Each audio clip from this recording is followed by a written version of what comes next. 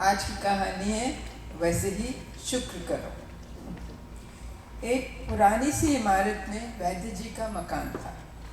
वैद्य जी पिछले हिस्से में रहते थे और अगले हिस्से में दवाखाना खोल रखा था।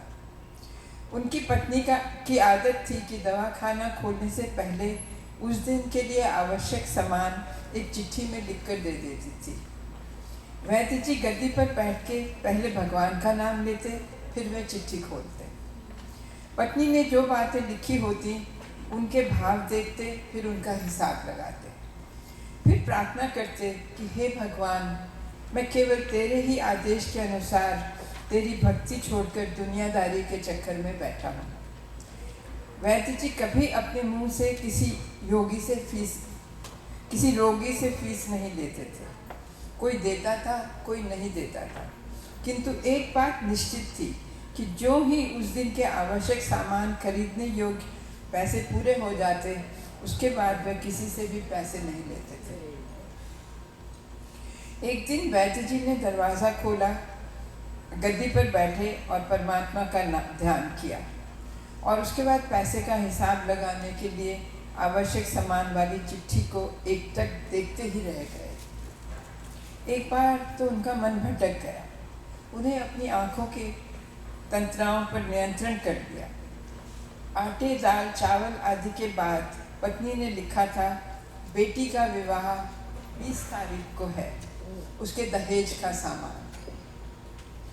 कुछ देर सोचते रहे, फिर बाकी चीज़ों की कीमत लिखने के बाद दहेज के सामने लिख दिया, ये काम परमात्मा का है, भगवान जाने। एक दो रोगी आए तो वैद्य जी उन्हें दवाई दे रहे थे। इसी बीच एक बड़ी सी कार उनके दरवाजे के सामने आकर खड़ी हो गई। मरीज अपनी दवाई लेकर चले गए। कार में से एक सूटेड बूटेड व्यक्ति कार में से निकले और नमस्ते करके बेंच पर बैठ गए। वैद्य जी ने कहा, आपको दवा चाहिए? तो वैद्य जी के पास बैठे। वह साहब बोले, वैद्य जी, आपने मुझे पहचाना नहीं।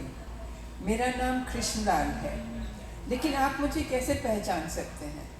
मैं 15-16 साल पहले आया था। आपकी पिछली मुलाकात का हाल सुनाता हूँ। जब मैं पहली बार यहाँ आया था तो ईश्वर मुझे आपके पास लाए थे। ईश्वर ने मुझ पर कृपा की थी। मेरा घर आबाद करना चाहते थे। मेरी गाड़ी बिल्कुल आपके दवाखाने के सामने खराब हो गई थी। टायर में पंक्चर होने से ड्राइवर कार का पहिया उतारकर पंक्चर लगवाने चला गया। आपने देखा मैं गर्मी में कार के पास खड़ा था, तो आपने मुझे दवाखाने में आकर कुर्सी पर बैठने को कहा। एक छोटी सी बच्ची भी दवाखाने में खड़ी थी। बार बार कह रही थी, बाबा चलो ना, भूख लगी है। आपने कहा, थोड़ा धीरज रखो। मेरे ही कारण आप खाना खाने नहीं जा रहे थे। मैंने वैद्य जी से कहा, मैं पिछले 5-6 साल से इंग्लैंड में रह रहा हूँ। मेरी कोई संतान नहीं है, कोई इलाज काम नहीं आता। आपने कहा था, मेरे भाई निराश न हो, सब ईश्वर के हाथ में है। यदि उसका आदेश होगा तो तुम्हें संतान सुख अवश्य मिलेगा। आपने कुछ दवा की पुड़िया बनाई और कहा, तुम दोनों मतलब पति पत्नी ये ले लेना। दवा लेने के बाद मैंने पैसे पूछे तो आपने पैसे लेने से इनकार कर दिया और कहा, आज का खाता बंद हो गया है। उसी समय एक व्यक्ति जो हमारा वार्तालाप सुन रहा था, उसने बताया कि खाता बंद होने का मतलब है कि उनको जितनी राशि उस दिन के लिए चाहिए थी वह मिल गई है, अधिक पैसे वह ले नहीं सकते। मैं सुनकर हैरान हो गया। वैद्य जी कितने महान हैं। घर जाकर पत्नी को सारी बात बताई तो वह भी बोली, वो इंसान नहीं, देवता है। हमारी इच्छा अवश्य पूरी होगी। आज मेरे घर में 2 फूल खिले हुए हैं। इतने साल में आकर मैं आपको 2 शब्द धन्यवाद के नहीं कह सका। आज मैं भारत आया हूँ और मेरी भांजी की शादी 21 तारीख को है। न जाने क्यों जब मैं मेरी भांजी के भात के लिए सामान खरीद रहा था, भात समझते हैं आप, तो जब मैं अपनी भांजी के भाग के लिए सामान खरीद रहा था तो मेरी आंखों के सामने आपकी वो छोटी सी बेटी आ जाती थी और हर सामान मैं दोहरा खरीद लेता था। मुझे आपकी बेटी मेरी भांजी की तरह लगती है। मुझे भगवान ने भाग भरने की जिम्मेदारी दी है। वैद्य जी आश्चर्यचकित हो सुनते रहे। वैद्य जी बोले, कृष्णलाल जी, ईश्वर की ये क्या माया है। आप मेरी श्रीमती के हाथ की लिखी हुई ये चिट्ठी देखिए।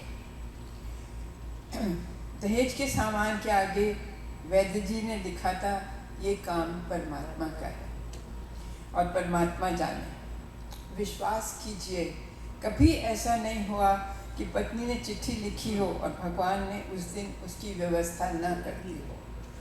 भगवान को पता है कि किस दिन मेरी श्रीमती क्या लिखने वाली है। भगवान ने आपको पहले ही सामान खरीदवाना शुरू कर दिया। वाह भगवान, तू कितना दयालु है, कितना महान है, तू दयावान है। मैं हैरान हूँ मैं कैसे अपने आप ये सब रंग दिखाता है। मैं बस इतना जानता हूँ, सुबह शाम परमात्मा का शुक्र करो। खाते समय उसका आभार करो, सोते समय उसका आभार करो, हर समय उसको याद करो।